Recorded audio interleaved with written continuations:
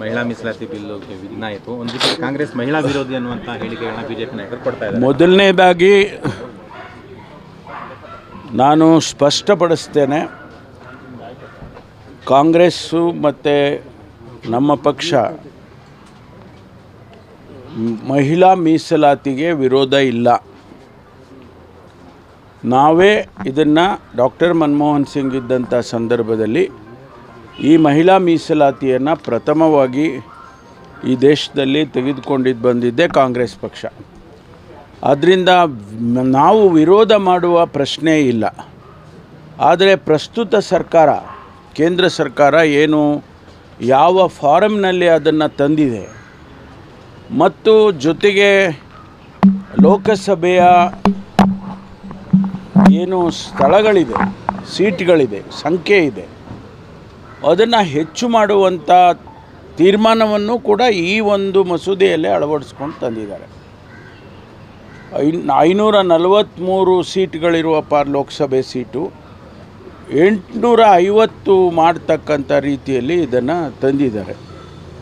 ಇದರ ಬಗ್ಗೆ ಚರ್ಚೆ ಆಗಬೇಕಾಗಿತ್ತಲ್ವ? ವಿರೋಧ ಪಕ್ಷದವರನ್ನು ವಿಶ್ವಾಸಕ್ಕೆ ತೆಗೆದುಕೊಳ್ಬೇಕಾಗಿತ್ತು, ಚರ್ಚೆ ಮಾಡಬೇಕಾಗಿತ್ತು. ಆನಂತರ ಮಸೂದೆಯನ್ನು ಲೋಕಸಭೆಗೆ ತಂದಿದ್ದಿದ್ರೆ ಬಹುಶಃ ಅದು ಪಾಸ್ ಆಗ್ತಾಯಿತ್ತು.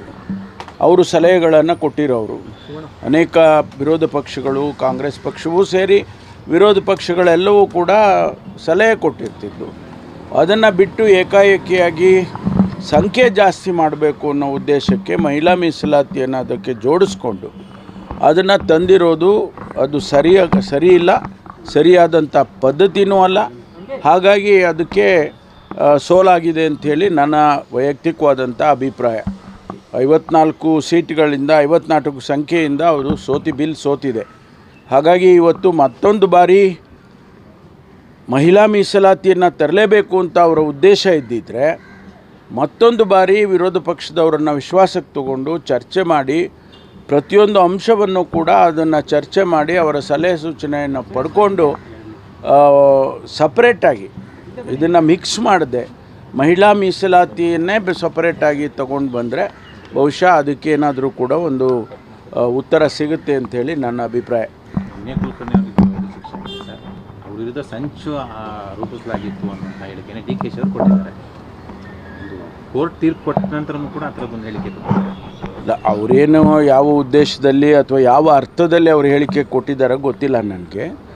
ಆದರೆ ನಾವು ಈ ದೇಶದ ನ್ಯಾಯಾಂಗದ ವ್ಯವಸ್ಥೆಯನ್ನು ಗೌರವಿಸಬೇಕು. ಸರಿ ತಪ್ಪು ಮಾಡೋದಕ್ಕೆ ಮತ್ತೆ ಅಪೀಲ್ ಹಾಕೋಕ್ಕೆ ಅವಕಾಶ ಇದೆ. ಅವರು ಅಪೀಲ್ ಹಾಕಿ ಇದು ಕೊಟ್ಟಿರ್ತಕ್ಕಂಥ ತೀರ್ಪು ಸರಿ ಇಲ್ಲ ಅಂತ ಅವರು ಹೇಳೋದಕ್ಕೆ ಅವಕಾಶ ಇದೆ. ಅದನ್ನು ಅವ್ರು ಮಾಡ್ತಾರೆ ಅಂತ ಅಂದ್ಕೊಳ್ತೀನಿ. ಆದರೆ ತೀರ್ಪನ್ನು ನಾವು ಪ್ರಶ್ನೆ ಮಾಡೋದಕ್ಕೆ ನಾವು ಒಬ್ಬ ಸಾರ್ವಜನಿಕ ವ್ಯಕ್ತಿಯಾಗಿ ನಾವು ಪ್ರಶ್ನೆ ಮಾಡೋದಕ್ಕೆ ಆಗೋದಿಲ್ಲ. ಅಲ್ಲ, ಈಗ ಚರ್ಚೆ ಮಾಡಿದ್ವಿ, ಸಂಪುಟದಲ್ಲಿ ಚರ್ಚೆ ಮಾಡಿದ್ದೀವಿ. ಅದಕ್ಕೆ ಒಂದು ಟೆಕ್ನಿಕಲ್ ಕಮಿಟಿ ಮಾಡಿ ಈ ರೋಸ್ಟರ್ ಪದ್ಧತಿಯನ್ನು ಯಾವ ರೀತಿ ಮಾಡಬೇಕು ಅನ್ನೋದ್ರ ಬಗ್ಗೆ ನಮ್ಮ ಮುಖ್ಯ ಕಾರ್ಯದರ್ಶಿಗಳ ಅಧ್ಯಕ್ಷತೆಯಲ್ಲಿ ನಮ್ಮ ಇವರು ಯಾರು DPRನವರು, ಆಮೇಲೆ ಸೋಷಿಯಲ್ ವೆಲ್ಫೇರ್ನವರು, ಆಮೇಲೆ ಇವರೆಲ್ಲರನ್ನೂ ಸದಸ್ಯರನ್ನು ಮಾಡಿ ಅಧ್ಯಕ್ಷತೆಯನ್ನು ಚೀಫ್ ಸೆಕ್ರೆಟರಿಗೆ ಮಾಡಿದ್ದಾರೆ. ಸರ್ಕಾರ ಅನಗತ್ಯ ವಿಳಂಬ ಮಾಡ್ತಾ ಇದೆ ಅಂತ ಆರೋಪ. ಇಲ್ಲ, ನಾವು ನೋಡಿ ಒಂದು ಸಾರಿ ಮಾಡಿದ ಮೇಲೆ, ಒಂದು ಕಾನೂನು ಮಾಡಿದ ಮೇಲೆ it should stand the test of law. ನಾವೇನೇ ಮಾಡಿದರೂ ಕಾನೂನಿನ ಚೌಕಟ್ಟಿನಲ್ಲಿ ಇರಬೇಕಾಗುತ್ತೆ. ಅದಕ್ಕಾಗಿ ಈಗ ಚೀಫ್ ಸೆಕ್ರೆಟರಿಯಲ್ಲಿ ಅವರ ಅಧ್ಯಕ್ಷತೆ ಅದು 1 ವಾರದೊಳಗಾಗಿ ಕೊಡಬೇಕು ಅಂತ ಹೇಳಿದ್ದಾರೆ. ಬಹುಶಃ ಮುಂದಿನ ಸಂಪುಟಕ್ಕೆ ಬರುತ್ತೆ ಅದು ಅಂತ ಅಂದ್ಕೊಳ್ತೀನಿ. ನಾವ್ಯಾರೂ ಅದಕ್ಕೆ ವಿರೋಧ ಇಲ್ಲ. ಯಾವ ರೀತಿ ಸೈಂಟಿಫಿಕ್ಕಾಗಿ ಮತ್ತು ಒಂದು ಕಾನೂನಿನಾತ್ಮಕವಾಗಿ ಆಗಬೇಕು ಅನ್ನೋದು ಅಷ್ಟೇ ನಮಗೆ ಇರುವಂಥದ್ದು. ನನಗೆ KN ರಾಜಣ್ಣ ಅವರು CM ಅಸಹಾಯಕರಾಗಿದ್ದಾರೆ, ತಮ್ಮ ಕೆಲವರು ಅದು ಅವರ ವೈಯಕ್ತಿಕವಾದಂಥ ಅಭಿಪ್ರಾಯವನ್ನು ಹೇಳಿದ್ದಾರೆ. ಅವರ ವೈಯಕ್ತಿಕ ಅಭಿಪ್ರಾಯ ಅದು. ಹೈಕಮಾಂಡ್ ನಾಯಕರನ್ನು ಭೇಟಿ ಮಾಡಿ ಇದ್ರ ಬಗ್ಗೆ ಮಾತಾಡ್ತೀನಿ ಅಂತ ಹೇಳಿದ್ದಾರೆ. ಆಗ್ಬೋದು. ಸಮುದಾಯದ ವಿರೋಧ ವ್ಯಕ್ತಪಡಿಸ್ತಾ ಇದೆ ಸಮುದಾಯ ಅಂತ, ಮುಸ್ಲಿಂ ಸಮುದಾಯ. ಮುಸ್ಲಿಮರೇ ಯಾಕೆ ಟಾರ್ಗೆಟ್ ಆಗ್ತಿದ್ದಾರೆ? ನೋಡಿ, ಅದು ಬೇರೆ ಇದರಲ್ಲಿ ನಾನು ಅವರ ರಿಯಾಕ್ಷನ್ನಿಗೆ ನನ್ನನ್ನು ಕೇಳಬೇಡಿ. ಆದರೆ ನಾನು ಹೇಳುವಂಥದ್ದು, ನಾವು ಮೈನಾರಿಟಿಯವರನ್ನು ನಿರ್ಲಕ್ಷ್ಯ ಮಾಡುವ ಪ್ರಶ್ನೆ ಇಲ್ಲ.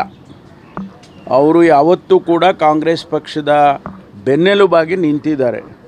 ನಾನು ಅಧ್ಯಕ್ಷನಾಗಿದ್ದಾಗೂ ಕೂಡ 2 ಚುನಾವಣೆಯನ್ನು ಮಾಡಿದಾಗಲೂ ಅವರು ನಮ್ಮ ಬೆನ್ನಿಗೆ ನಿಂತಂಥವರು. ಇವತ್ತು ಕೂಡ ಅದು ಒಂದು ರೀತಿಯಲ್ಲಿ ಗಿವ್ ಆ್ಯಂಡ್ ಟೇಕ್. ಅವರ ಅಭಿವೃದ್ಧಿಯನ್ನು ನಾವು ನೋಡಬೇಕು, ಅವರ ಬೆಳವಣಿಗೆಯನ್ನು ನಾವು ನೋಡಬೇಕು. ಹಾಗಾಗಿ ಅವರು ನಮ್ಮ ಜೊತೆಯಲ್ಲಿರ್ತಾರೆ, ನಾವು ಅವರ ಬೆಳವಣಿಗೆಯನ್ನು ಮಾಡಬೇಕಾದಂಥದ್ದು ನಮ್ಮ ಕರ್ತವ್ಯ ಅದು. ಹಾಗಾಗಿ ಎಲ್ಲೋ ಒಂದು ಕಡೆ ದಾವಣಗೆರೆ ಒಂದು ಸೀಟ್ನಿಂದ ಎಲ್ಲವೂ ಬದಲಾವಣೆ ಆಗಿಬಿಡುತ್ತೆ ಅಂತ ಯಾರಾದರೂ ಕಲ್ಪನೆ ಮಾಡಿದರೆ ಅದು ಭಾಳ ದೊಡ್ಡ ತಪ್ಪು. ಆದ್ದರಿಂದ ನಾವು ಅವರು ಸಹೋದರತ್ವ ಭಾವನೆಯಿಂದ ಇದ್ದೇವೆ, ಇವತ್ತು ಇರ್ತೀವಿ, ಮುಂದೆನೂ ಇರ್ತೀವಿ. ಅದ್ರ ಜೊತೆಗೆ ಒಂದು ಅಸೆಂಬ್ಲಿನಲ್ಲಿ ಸೀಟ್ ಕೊಡಲಿಲ್ಲ ಅನ್ನೋ ಕಾರಣಕ್ಕೆ ಅವರು ಬೇಸರ ಮಾಡುವಂಥ ಅಗತ್ಯನೂ ಇಲ್ಲ. ಒಂದು ವೇಳೆ ಆ ಥರ ಇದ್ದರೆ ನಾವು ಅಧ್ಯಕ್ಷರು, ಮುಖ್ಯಮಂತ್ರಿಗಳು ನಾವೆಲ್ಲರೂ ಸೇರಿ ಅದನ್ನು ಸರಿಪಡಿಸ್ಕೊಳ್ತೇವೆ. ಕರ್ನಾಟಕ ನ್ಯೂಸ್ ಬೀಟ್ ಫಾಲೋ ಮಾಡಿ, ಸಬ್ಸ್ಕ್ರೈಬ್ ಮಾಡಿ.